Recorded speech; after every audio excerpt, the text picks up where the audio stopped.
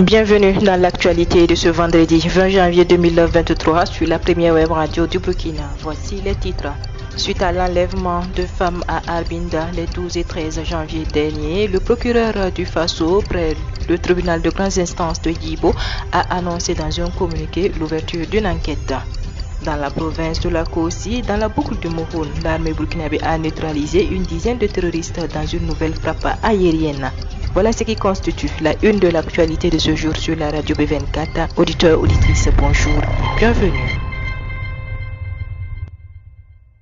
Ouvrons ce journal par le meeting de quête de paix et de souveraineté au Burkina Faso lancé par le collectif des leaders panafricains à la place de la nation de Ouagadougou ce vendredi 20 janvier 2023. Il faut noter que ce meeting est un meeting de soutien aux forces de défense et de sécurité et à la transition. Les manifestants exigent notamment le départ de l'ambassadeur français Luc Alade, la fermeture de la base de l'armée française basée à Cambouensin. Le syndicat autonome des agents du Trésor du Burkina Faso a dénoncé ce vendredi 20 janvier 2023 à la Bourse du Travail de Ouagadougou la révocation de Dame Pulchéri Tabsoba, Laguara, précédemment trésorière auprès de l'ambassade du Burkina Faso à Ottawa au Canada, en conseil des ministres du mercredi 18 janvier 2023 au profit d'un nouveau trésorier. Selon le syndicat, cette nouvelle nomination d'un trésorier est empreinte d'irrégularité dans la forme et dans le fond. Le syndicat dit vouloir prendre l'opinion publique à témoin sur la gestion mafieuse de cette affaire par les autorités. Le président du Conseil supérieur de la communication, Abdoulaziz Bamogo, a rencontré dans la matinée du 19 janvier 2023 les correspondants de la presse étrangère accrédités au Burkina Faso. Une réunion d'information et de prise de contact qui a permis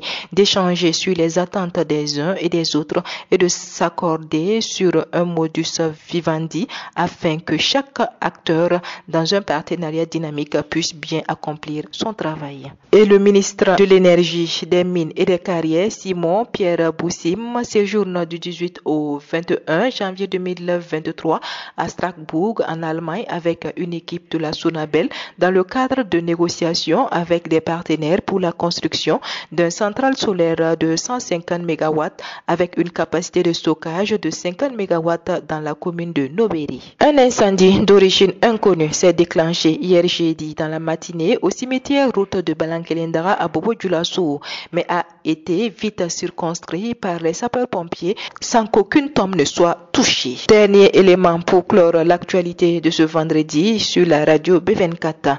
Le Burkina Faso autorise une dérogation pour l'utilisation de produits non homologués pour une prévision de 700 000 tonnes de coton graines conventionnel attendu.